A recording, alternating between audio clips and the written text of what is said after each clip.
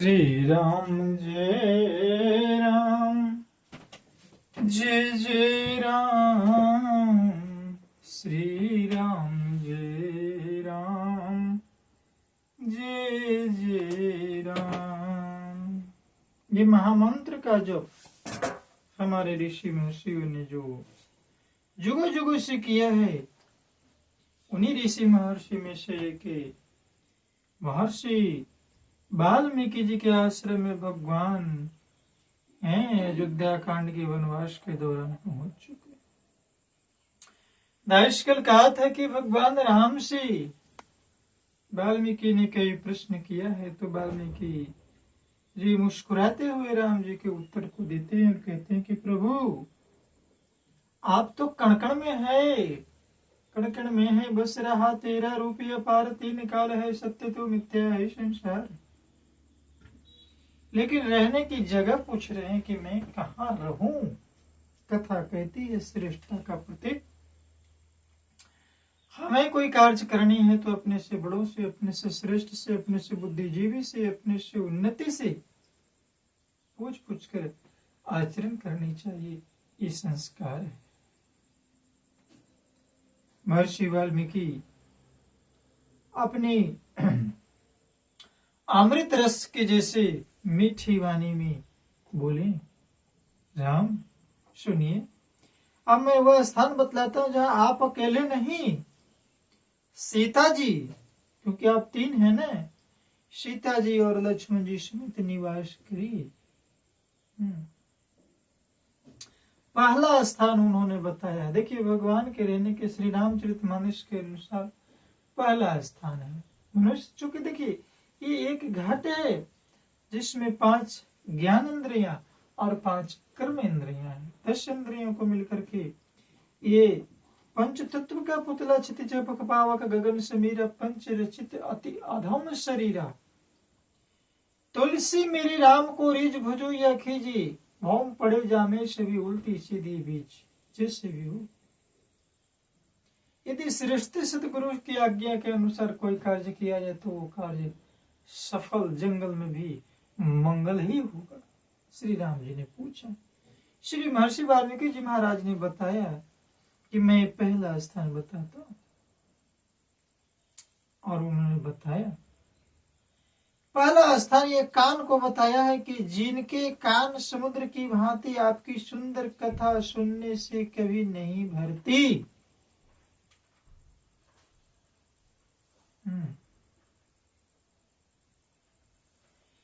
और जिनके निरंतर बढ़ते रहते हैं परंतु कभी पूरे नहीं तृप्त नहीं होते, उनके हृदय आपके लिए सुंदर घर है। और जिन्होंने वो जाकर के आप वहां अकेले नहीं, आप लक्ष्मण और मां सीता के साथ रह सकते।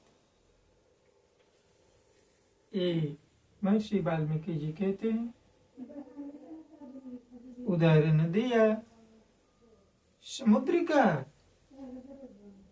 समुद्र किसी नदी को नहीं बुलाती है महाराज। संसार की तमाम नदियां समुद्र में दौड़ी दौड़ी स्वयं रास्ता बना करके अपने आप चली जाती है।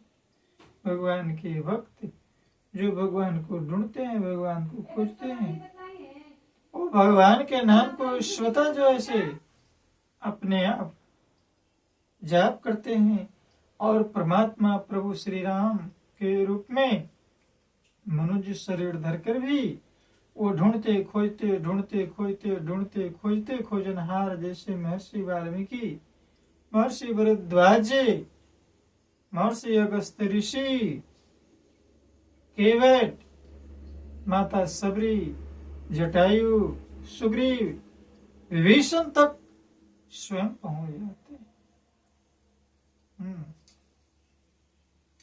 क्योंकि राम देखिए बार बार दास कहता है कि राम ही केवल प्रेम प्यारे, जान लियो जी जान निहारे। हे सद्गुरु, निर्मल मन जन सो मोहि पावा, मोहि कपट छले छेद न भावा। वो पहुंच गए।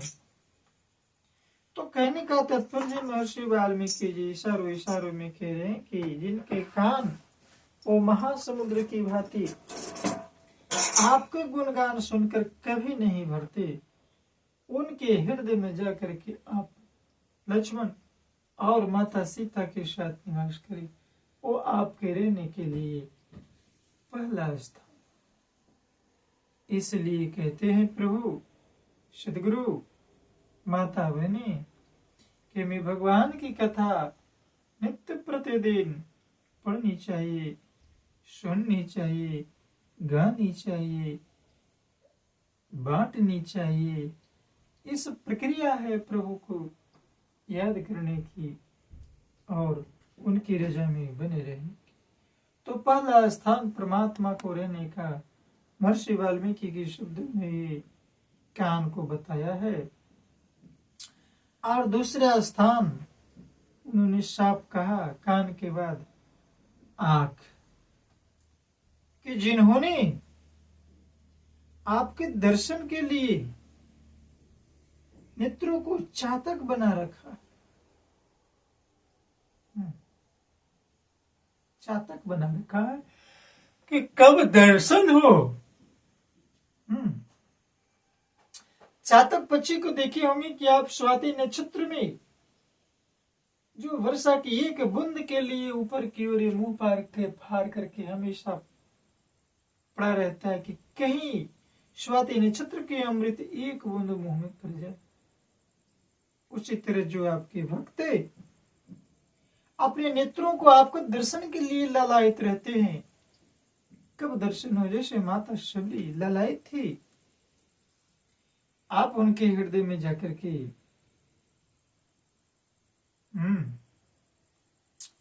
रह सकते हैं। लेकिन कैसे?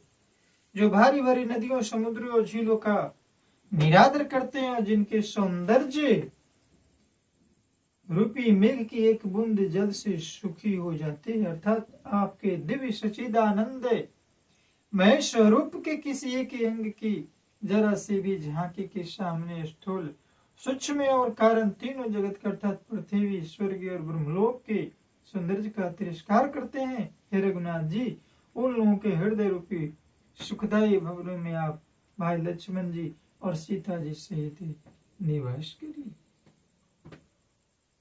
तो महर्षि वाल्मीकि जी ने ये 2 स्थान बताया है 14 स्थानों में।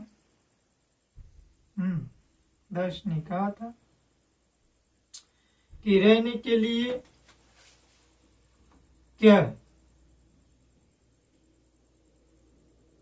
जो स्थान उन्होंने पूछा, अभी 2 स्थान का वर्णन किया गया है कि कहाँ रहूं रघुरैया, कहाँ रहूं रघुरैया, बताइए की समैया। सीता जी पूछ रही है कहाँ रहूं रघुरैया, बता कहाँ रहूं रघुरैया, पूछी पूछी प्रभु जानकी से मैया। तो पूछ रही है मैं कहाँ रहूं, जहाँ रहा मैं वहीं अयोध्या है।